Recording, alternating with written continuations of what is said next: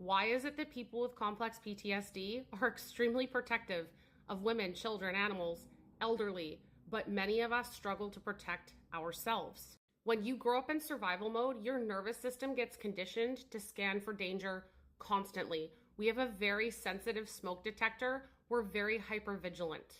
Our instincts and reflexes are overactive. We can clock a threat before others even notice it, especially when it comes to anyone vulnerable, children, animals, elderly, and because of that, we jump in without even questioning it.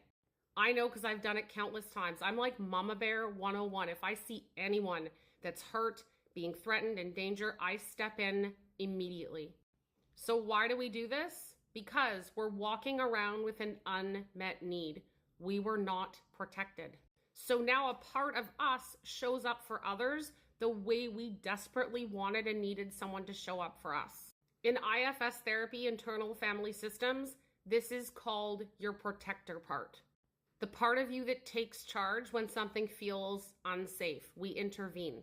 Because if I can't save myself, then I can save someone else. It gives us a sense of purpose and some sense of control over our chaotic internal world.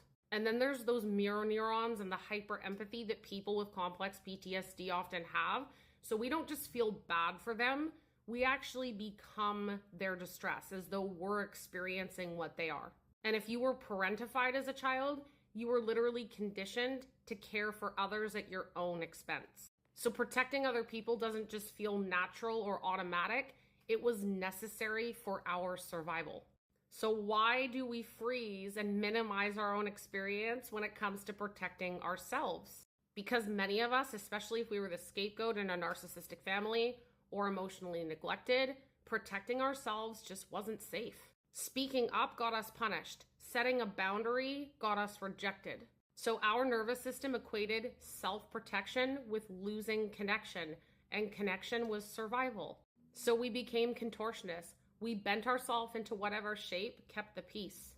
We learned that being difficult equals unlovable. We internalized the belief that I'm the problem.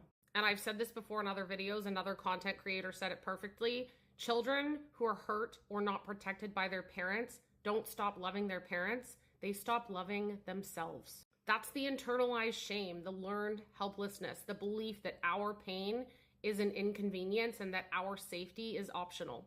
So when danger shows up for someone else, our protector part jumps to the front of the line. But when it's us, the nervous system slams on those brakes. That's the freeze response, the self-abandonment, and the self-betrayal that you don't believe you deserve to be protected. So how do we learn to protect ourselves the way we protect others? First, we get aware. Your instinct to protect others the way you do is actually proof of how deeply attuned and empathetic you really are. But you deserve the same protection. So the healing becomes extending that same compassion to yourself. Learning to reparent those parts that were taught to stay silent and small.